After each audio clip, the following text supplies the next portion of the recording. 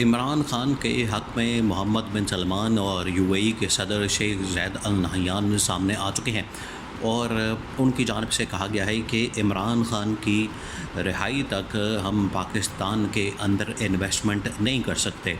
हालांकि उनका बराह रास्त ताल्लुक़ इमरान खान के साथ या पीटीआई के साथ या पाकिस्तान की जो यहाँ की अंदरूनी और लोकल सियासत है उसके साथ नहीं है।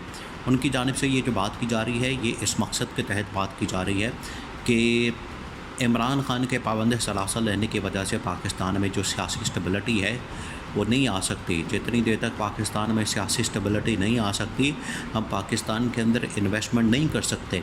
ये इन्वेस्टर जो होता है ये बहुत ही हसास होता है और बड़ा सेंसिटिव मैटर होता है। ये इन्होंने ये मामला जो है वो army chief general Asif Munir के सामने और शहबाज शरीफ के सामने रख दिया है। खैर शहबाज शरीफ को तो बताने की ज़रूरत नहीं, लेकिन कम से कम जो army chief general Asif Munir है उनके सामने ज़रूर रख दिया है। अब इसके ऊपर बड़ी डिस्कशन हो रही है कि इसका हल कैसे निकाला जाए, क्योंकि 10 अरब से 100 अरब डॉलर्स की जो पेशकश है ये बहुत बड़ी पेशकश है। इंतहाई अहम तरीन मामला, इसको आपने समझना है। देखिए, जो जनरल आसिफ मुनीर जब उन्होंने चार्ज संभाला तो जो उन्होंने काम शुरू किया था वो यही था कि पाकिस्तान की इकॉनमी को हमने उसके पैरों पर खड़ा करना है, पाकिस्तान की इकॉनमी को हमने आगे लेकर जाना है और उसके लिए हमें कुछ इन्वेस्टमेंट की ज़रूरत है। उसके लिए हमें यहाँ पर आईएमएफ सपोर्ट करेगा, आईएमएफ लोन देगा, साथ ही हमें जो दोस्त ममालिक हैं, चाइना है, यूएई है, सऊदी अरब है, क़तर है, कुवैत है, वो हमें थोड़ी थोड़ी सपोर्ट करेंगे। और ये एस्टिमेट लगाया गया था कि 25 अरब डॉलर्स की जो सपोर्ट है ये 4 अरब ममालिक से मिलेगी। इसमें सऊदी अरब, क़तर, कुवैत और यूएई शामिल थे। अब ये 4 जो ममालिक थे यहाँ से जो 25 मिला लें तो 100 अरब डॉलर्स बन जाता है। अब 100 अरब डॉलर्स बहुत बड़ी रकम होती है, बहुत बड़ी रकम होती है। तो अगर इतनी पैसे आ जाते हैं, इतनी रकम आ जाती है, इतने अरबों डॉलर्स आ जाते हैं पाकिस्तान में, तो अगले 100 साल तक तो पाकिस्तान को कोई मसला ही नहीं होना, कोई परेशानी नहीं होनी। और ये बहुत बड़ी अचीवमेंट होनी है army chief general Asif Munir की, अगर वो इसके ऊपर अमल दरामद कर देते। अभी तो इस हुकूमत की वजह से सब कुछ तो उल्टा पड़ गया, गले पड़ गया और ये हुकूमत ले कर बैठ गई है। यह हुकूमत इस कदर ख़तरनाक है कि army chief general Asif Munir का जो सारा प्लान है, जो सारा उनका मंसूबा है, जो सारा उनका लेआउट है, उसके ऊपर इम्प्लीमेंटेशन रुक गई है। और आर्मी चीफ ने आते साथ ही सबसे पहले यही काम किया था। देखिए, उन्हें 2-3 चीज़ें कही गई थी।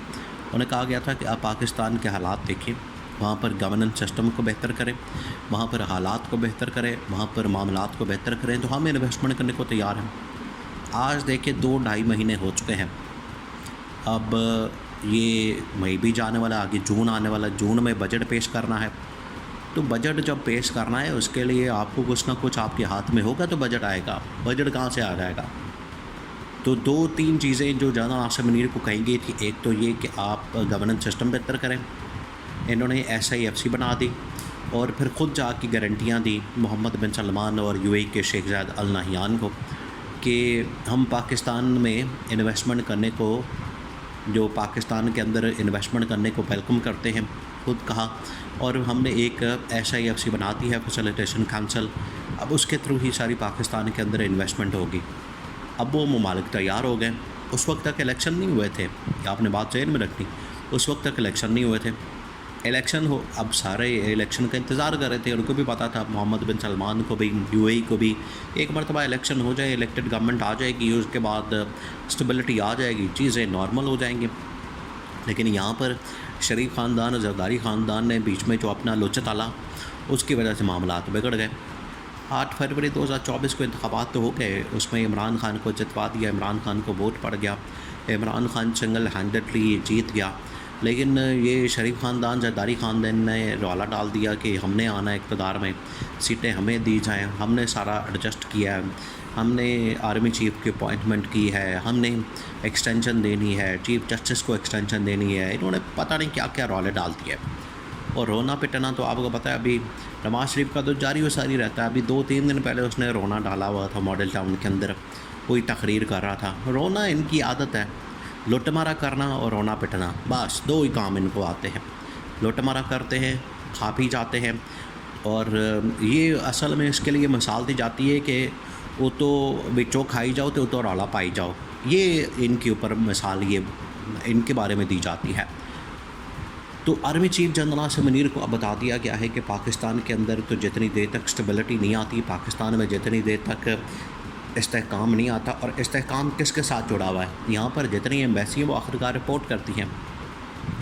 सऊदी अरब ने भी, यूएई ने भी बता दिया है अपने अपने ममालिक को कि यहाँ पर तो स्टेबिलिटी है नहीं, यहाँ पर तो इमरान खान को इन्होंने जेल में रखा हुआ है, उसको जेल में डाला हुआ है और उसकी सुनवाई हो नहीं रही। जब तक वो बंदा जेल में मौजूद है, जब तक उसको पकड़ के रखा हुआ है, जब तक वो जेल में रहेगा, उतनी देर तक पाकिस्तान में स्टेबिलिटी नहीं आ सकती। तो सारी अब यहाँ पर अदलिया और इस्टेब्लिशमेंट के दरमियान लड़ाई शुरू हो गई है। हुकूमत चुप करके तमाशा देख रही है। हुकूमत को पता है कि हमने बीच में नहीं कूदना, ये खुद ही निपटे, खुद ही निबड़े, अपने मामलात हल करें। हुकूमत चुप करके बैठी हुई है, जबकि मुल्क का नुकसान होता जा रहा है, मुल्क जो है तबाही और बर्बादी की तरफ जा रहा है। मुल्क के अंदर जो है वो यहाँ पर इन्वेस्टमेंट आ नहीं रही, लोग यहाँ से भाग रहे हैं। और ना सिर्फ यहाँ पर जो मुलाजमत पेशा तबका, लेबर तबका, बल्कि यहाँ से बड़े बड़े इन्वेस्टर, देखिए ये 33,000 अरब रुपए की इन्वेस्टमेंट तो खुद उधर गई।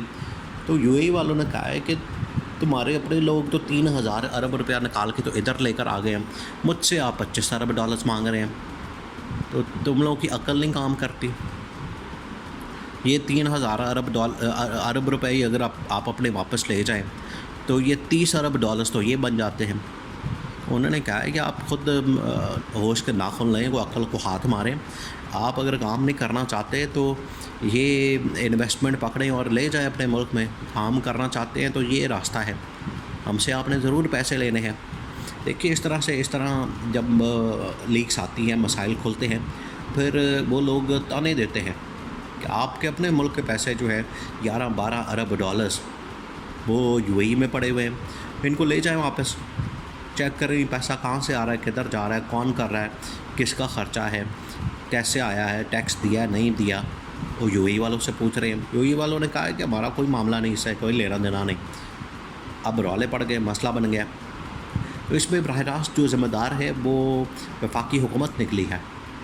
इनकी ज़िम्मेदारी बनती थी कि मामले को सॉर्ट आउट करते, तहकीकात करते, चेक करते, लेकिन इन्होंने मिट्टी डालनी, हर दफ़ा की तरह मिट्टी डालने का इनका आपको पता है पुराना वतीरा है, करतूतें इनकी ऐसी हैं। उन्होंने तो जो अभी भी ऑफ़र टेबल पर रखी हुई है इमरान खान की रिहाई के साथ कि इमरान खान को रिहा करें और हम अभी भी 100 अरब डॉलर्स पाकिस्तान में इन्वेस्ट करने को तैयार हैं।